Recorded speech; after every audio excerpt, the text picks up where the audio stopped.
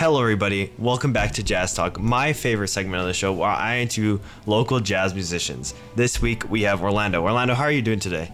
I'm doing all right. How are you? I'm doing pretty good. I'm glad you made it to the show. You're officially the first guest of the semester. How does that feel? It's something, definitely. It's something, yeah. You're the first guest of season 2. Well, first, can you just tell the audience a little bit about yourself, what you do here, what you study, and stuff like that? Yeah, sure. So, as y'all know, my name's Orlando Moreno. I'm a senior music tech student here at West Texas A&M. I actually had originally started as an engineering major in my freshman year. Like the first 2 weeks of my freshman year, I was an engineering major, and then I switched over to music. Okay, I see. And I feel like it's been a pretty good decision. I've had a lot of great experiences doing the things I do and stuff like that, and it's been pretty fun. That's awesome. How long have you been playing the saxophone for? So I've been playing it since like my 6th grade year of middle school, and so I guess if that was like back in 2012 or something like that, so it's been like a solid like 13 or so years of doing it. I see. And when did you start getting into jazz and start playing jazz? So I guess my introduction to jazz, kind of like with most things music-wise, I was introduced to through my parents and stuff like that. With jazz, it was more of my dad's side. Okay. He would buy a lot of jazz CDs, like specifically like guitar jazz CDs. The one I can think of off the top of my head at the moment is there was this one guitarist he would get CDs of. His name was like Danny Hiosa or something like that. So I would always hear him playing some of those CDs, and I thought it sounded pretty nice. I think I guess you would call it like big band jazz, maybe. I got introduced to that more when I first started coming up here. I see, yeah. My high school didn't have a jazz band, and I wasn't really aware of any jazz scene in any of my hometown areas, stuff like that. So when I came up here, it was just kind of like I wouldn't call it a culture shock, but more of just like an eye-opener. It was like, whoa, this exists, and it's like, wow, this is cool, you know? So I know you said your dad bought a lot of CDs. Did he play any instruments? Was he a musician himself? Yes, he's a guitar player, and he usually performs with like country bands and stuff like that. They just go and do gigs around like the neighbor city, I guess I would say. Yeah. I'm from for context, I'm from like a smaller town, and like the closest city was Abilene. Oh, okay. So then he'd just go and perform in Abilene, stuff like that, and maybe some other places too. I see. Yeah. But what made you so attracted to the genre of jazz? I know you heard it at a young age, but what made you like want to be a part of jazz bands and want to perform this type of music?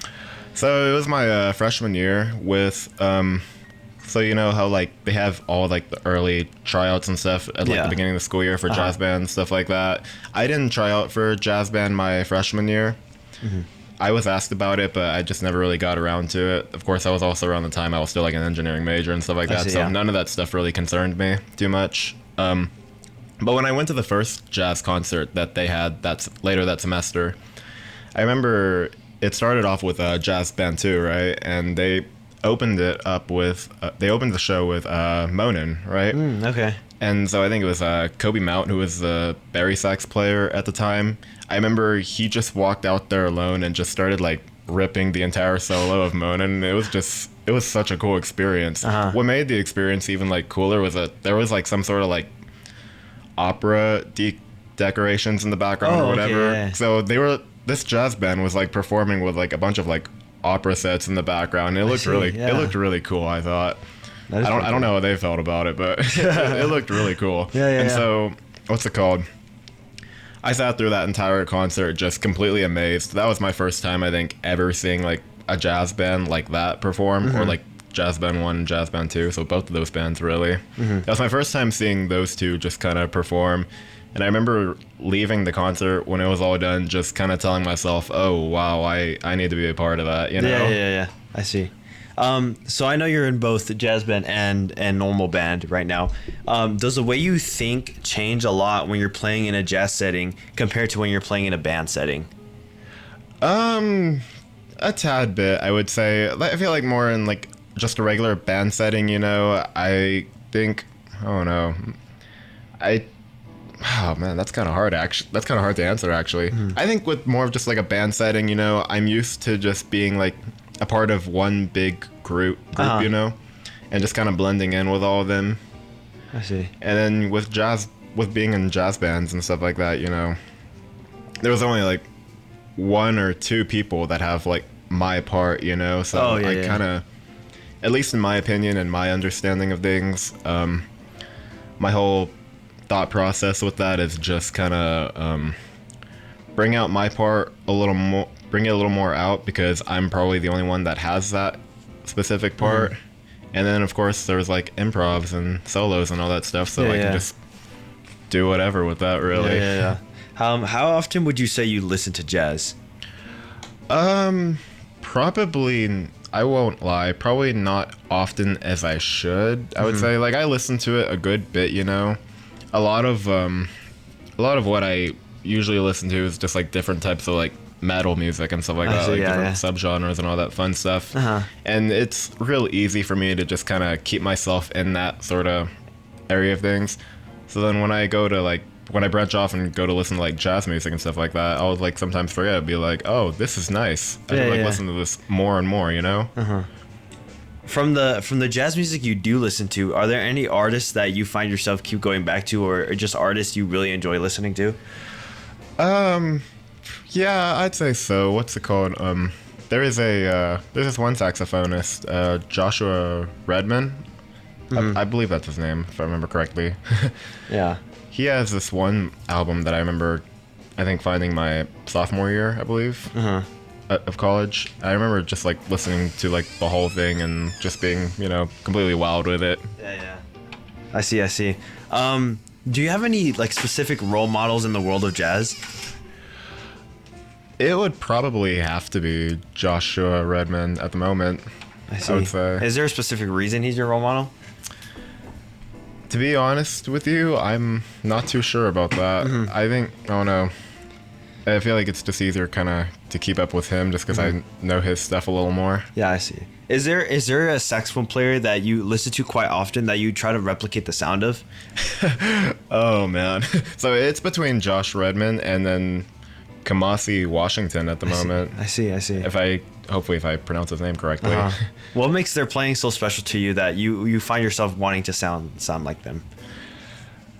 To be honest, I don't know. It's just a certain sort of like feel and style that they have with it, That's a really hard question for me to answer, I will say. Yeah.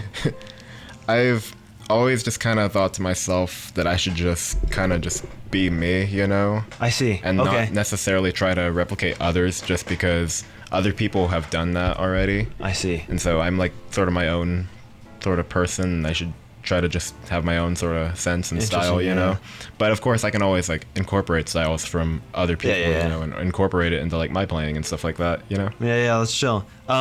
Is there a specific art? Okay. Who is an artist, dead or alive, that you wish you could perform with? For you, it doesn't even have to be jazz. Oh, wow. Because I know you listen to a lot of rock. Is there just any artist, dead or alive, that you would wish you could perform with? So at the top of my head right now, the name that's really coming up for me is like Lane Staley from like Alice in Chains, Okay. That dude has a really amazing voice, I think. Yeah. Yeah, that's all I can think of at the moment. Yeah. I'm sure there's like several more that I could list off later. I'm just gonna, for whatever reason, ran blank. I see.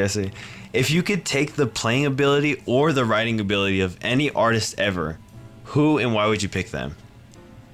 Oh, man.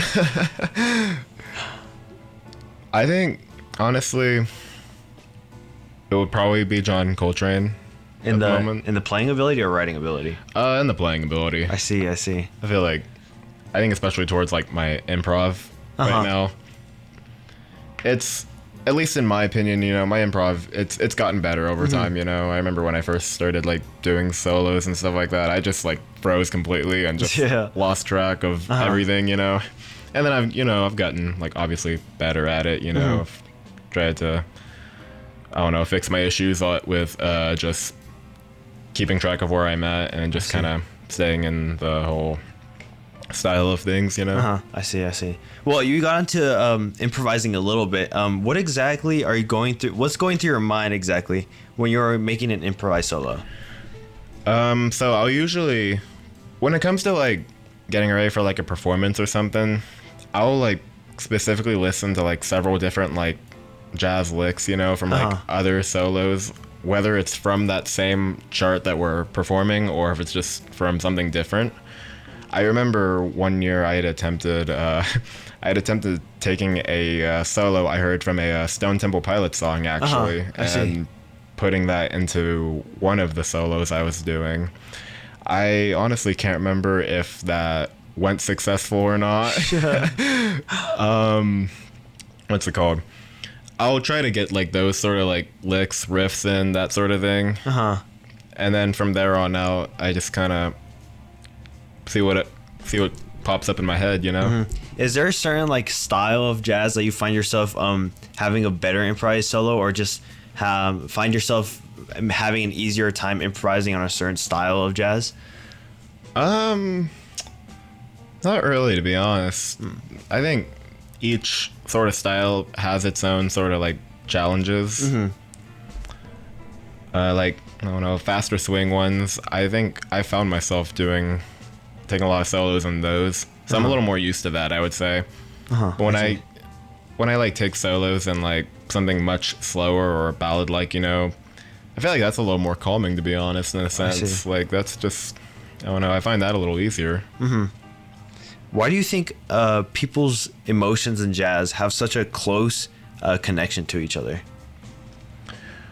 I think music just in general just invokes emotions and stuff like that. So when you have these two like, I don't know, when you have these two like artists, two jazz artists that are like invoking emotions or something like that, I think there's just like a connection that just forms, if that makes any sense. That's kind of tough to answer. Yeah. Like, I kind of know what I want to say about that, but at the same time, not really. Yeah.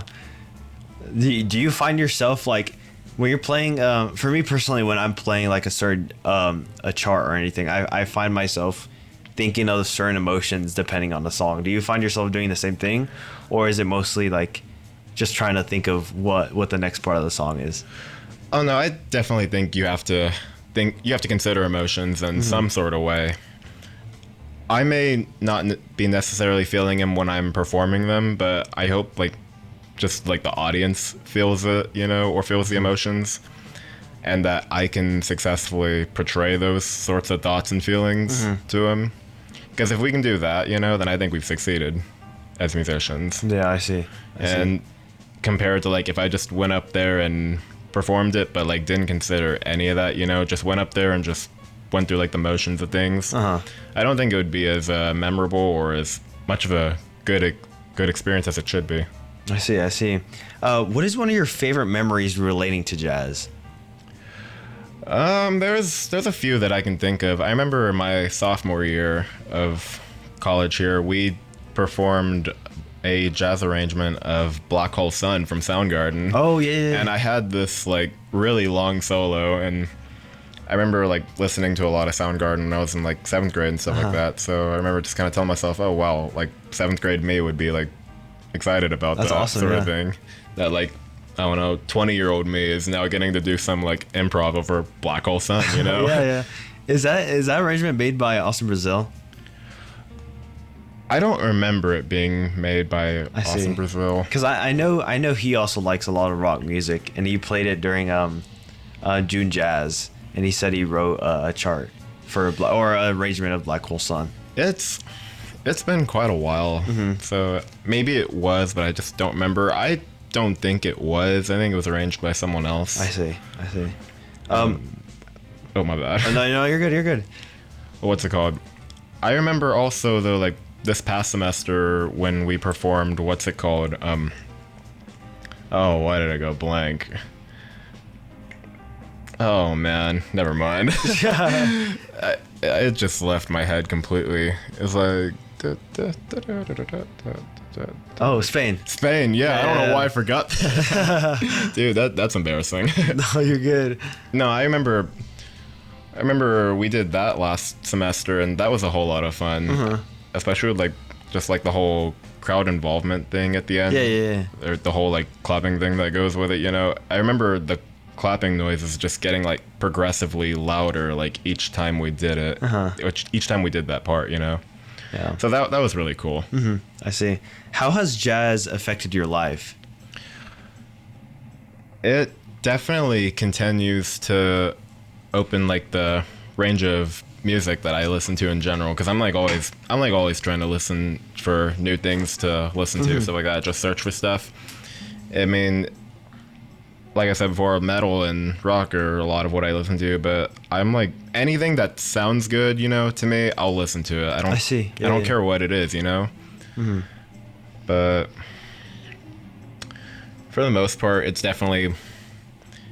given me some more things to think about when I think back to, I guess, this part of my life, you know. A lot of it can be related to, like, jazz, because this is pretty much where I got into that sort of thing. Yeah. I see. How do you feel about the influence of jazz in modern music?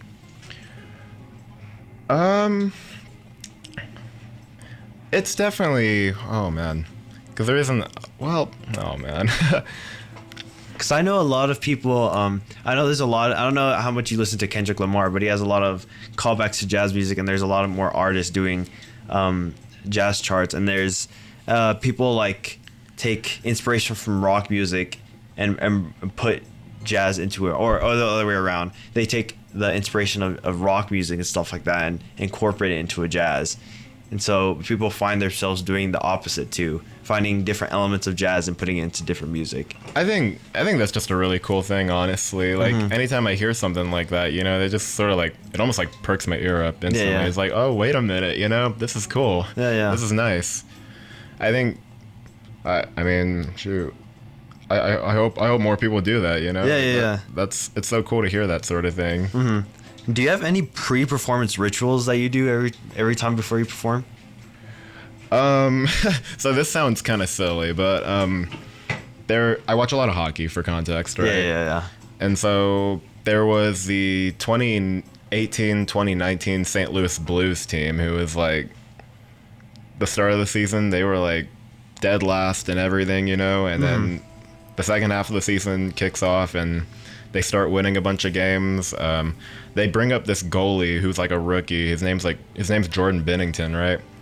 So they make it all the way to the final, and they're interviewing Jordan Binnington. They're like, this seems like really big for like a rookie. Does this all like make you nervous, you know? And he just like looks at him and he's like, do I look nervous to you, you know? And they're like, no. He's like, there you go. So I'll just kind of ask myself, do I look nervous to you? I see. Yeah.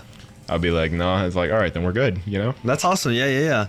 How have you evolved musically over the years? Like, just through like my playing, or like through your playing, well, just everything in general, playing ability, everything. reading ability, your sound, the way you play in general, the way you think. I feel like it's definitely broadened my styles up, definitely, like just broadened my musical styles and just the way I think and appreciate music in general. I mean, I think that's as much as I can get into on that one. There's like, I don't know, I feel like there's a lot I could go into about that, but there isn't at the same time. But I do know that it's had like an effect, definitely an effect on me and just like the way I think. I see. Yeah. Well, I know we got into this question a little bit earlier, but are there any non-jazz musicians or genres that have influenced your playing greatly? There's the band Stone Temple Pilots. I know that two of those band members are brothers, the guitar player and the bass player. Their names are oh, why did I forget the guitar player's name? But their last names are Delio, right? The bass player's name is Rob. It's Rob Delio and Dean Delio. Dean's the guitar player and Robert's the bass player. I know they incorporate a lot of like jazz styles, or not styles, but just like chords and stuff into their songs. And I guess if you really just listen to any of those, you'll hear that sort of thing. I see, yeah. And when I would play guitar some, I don't do it as much as I used to, but I remember like just trying to learn those songs. Those songs are difficult to learn, honestly. I see, yeah. So you do play a little bit of guitar, you said? Yes, I played it a lot more back when I was in like middle school and elementary. And I don't know, then life just sort of happens, and I just kind of switched. I just kind of stopped playing it, but I mean, I still have them on me, and I still try to play them every now and then when I can.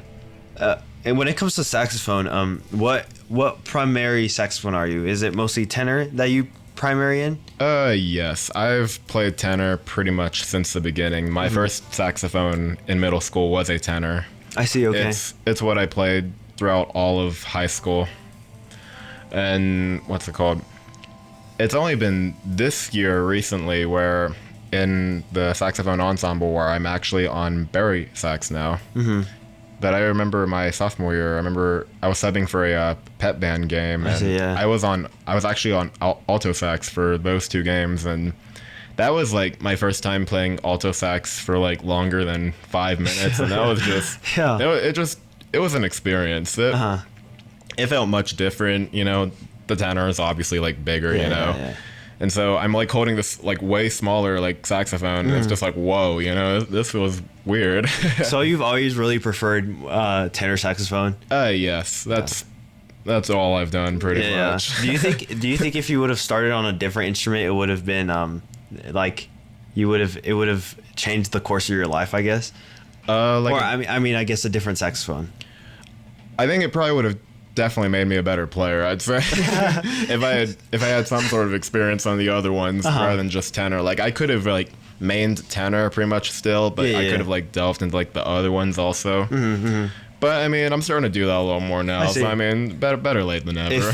If they completely got rid of the tenor saxophone entirely, which saxophone would you transition to? Oh, the bari, 100%. The bari. Okay, I assume so. I was like, you can do a smaller saxophone, huh? It doesn't feel right for you. Yeah, I mean, I'm a saxophone player here, or I'm a part of the saxophone studio. I don't know if I'll ever touch a soprano sax, honestly. Yeah, that's fair. I mean, it'll probably be very different for you. It would be very different. Unfortunately, I don't know if there's ever a situation where I'll end up playing soprano. I mean, you'll probably have to learn one day, right? Do you plan on learning? Or even experimenting with it a little bit? Or no? At least experimenting. If, you know, given the opportunity, I would do it, you know. It's all about taking opportunities and chances here. This is unpopular. I want to see your opinion on this. What do you think about soprano for jazz? I know a lot of people dislike it heavily for jazz, but what are your opinions on it? I don't see a problem with it. You don't see a problem with it? Yeah, like if it sounds good, do it, you know? Yeah. Another question I have for you is, what is an unconventional jazz instrument that you love hearing in songs? An unconventional instrument. Yeah. That's... Oh, man. I don't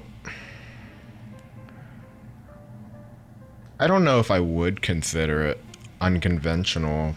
But I mean, I remember when I was in like jazz 2, we'd have like a vibraphone player in the back sometimes, stuff like that. I don't know how unconventional that is. I think it's pretty unconventional. But I remember like we had someone take a solo on that, and I thought it sounded nice. I thought it sounded great. Yeah, you know? like a different layer. Yeah, exactly. Yeah. It's just something different, you know. Is there any other instrument? Like I know a lot of people really enjoy jazz flute and stuff like that. I'd love to learn that, honestly. Jazz flute? Yeah, I bet I bet being able to do that would just be really cool. I remember seeing like people in Jazz 1 do it, and I'm having to switch their instrument. I would think to myself like, oh wow, that's so cool, you know? Yeah. I'd love to do that. Problem is, at the moment, I don't know how to play flute. So I get you. Personally, what is the best type of musicians to perform with?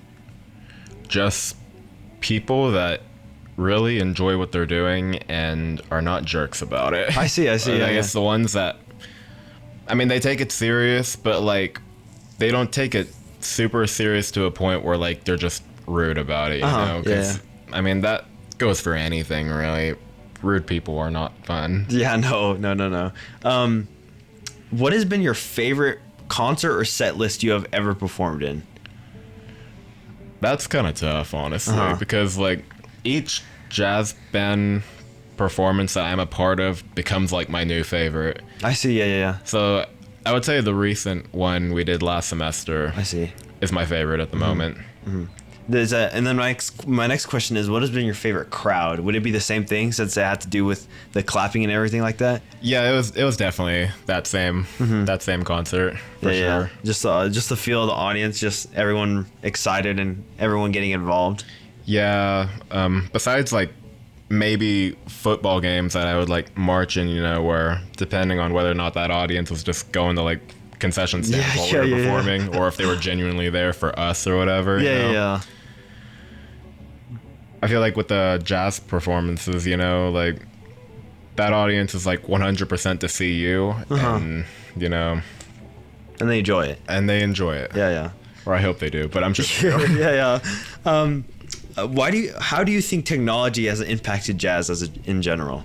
I think it adds like more complexity and more like layers, and potentially like just more unconventional instruments and stuff like that. I mean, I don't know. Imagine hearing a synth in jazz. That'd be awesome. I mean, maybe there is some. Maybe there is some songs charts with like synths and other kind of weird, cool stuff. Yeah. What challenges do jazz musicians face today that older generations didn't have to deal with? Or even broader, what challenges do musicians this day face that older generations didn't have to deal with? Just in general, I think the first step was probably just recognition, maybe. Okay. And just kind of getting yourself out there, finding places to perform at and stuff like that. As for jazz today compared to like back then, I don't think it's necessarily a competition issue with other genres, but I think that definitely factors some. I think there's way more genres now than there was back then, Yeah. Yeah. Besides music, what else inspires you? I guess you could say like sports, probably. Just kind of watching that.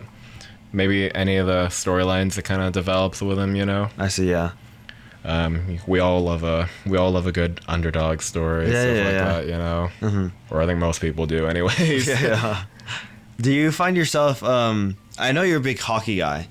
Do you find yourself almost relating jazz music to hockey? Because I find myself relating a lot of different things to jazz music in general. Do you find yourself relating certain players to something, or just like kind of see people in a different light? Like I know me and Elliot, once we made our starting five of jazz musicians, something like that. Do you have? I don't really know hockey that much.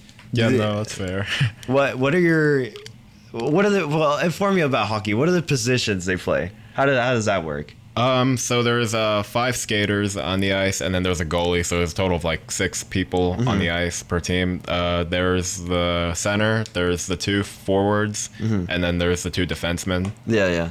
And then of course the goalie in the back. Yeah. From the jazz musicians, who would be good at playing hockey? Who do you think would be good at playing hockey?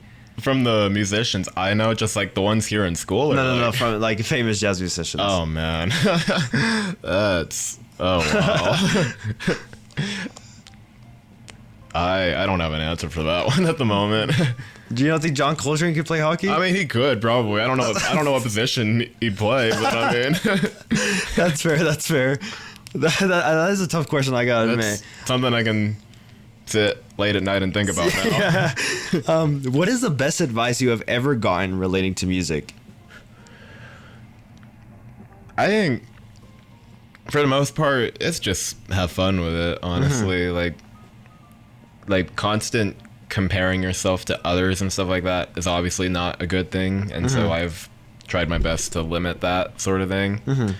I just try to remember the sole purpose of why I'm doing these sort of things anyways, and that's, as some people put it, for the love of the game. Yeah. I see. Yeah, I'd say just have fun with it and enjoy what you're doing, and it'll show. I see. Yeah. Well, I have one more question for you. The last question is, what advice do you have for up-and-coming jazz musicians? Say just just keep going, just keep doing it. I've had many, or I wouldn't say many experiences, but I've had thoughts in the past where it's just like, man, I'm like not good at this. But I mean, we all have like different upbringings and stuff like that and different experiences. I think it's what makes us all unique. And the best thing to do is just keep going with it, you know, and keep going with it and see things through. And I promise you'll enjoy where it goes, you know? Beautiful. Yeah. Well, I like to give this little moment to all my guests to just shout out if they have any concerts happening. Shout out anyone in the area that you respect or any musicians that you think deserves a shout out. So the moment is yours. Oh, wow. Is it like local ones or just like... I mean, yeah, local ones if you like. Local ones or just anybody in general? Anybody, yeah. Oh, wow. Put people on to music. Put people on to any kind of music? If you want to, yeah. Oh, wow. The moment's yours. Oh, wow. Oh, wow. Bad Omens released a song like a couple of days ago. Go check it out. It's not jazz, but it's new music. Something you enjoy. It's definitely something I enjoy, and maybe hopefully you'll enjoy too. Yeah. Awesome. And then the last thing I have to ask you is I like to ask every single one of my guests to recommend one song to be put on the playlist forever. What song would you like to recommend today? The one I thought of initially, or the one I can think of right now, there's two of them I have, but I'll go with this one. It is Vortex from Kamasi, Washington. It's the theme from this show called Lazarus that I started watching sometime during the summer. Perfect. Well, once again, thank you, Orlando, for coming on to the show. It was an honor having you. And then, of course, everyone tune into the Instagram to see, of course, the Polaroid picture that Orlando picks at the very end. Yeah, have you been thinking about what post to do? I've had some thoughts running. Okay. Or at least pre-interview, I had the thoughts running. Perfect. Well, anyways, once again, thank you, Orlando, for coming on to the show. And thank you, everyone, for tuning in. Make sure to stay tuned. This is Jazzy Fridays, only on KWTS 91.1 FM.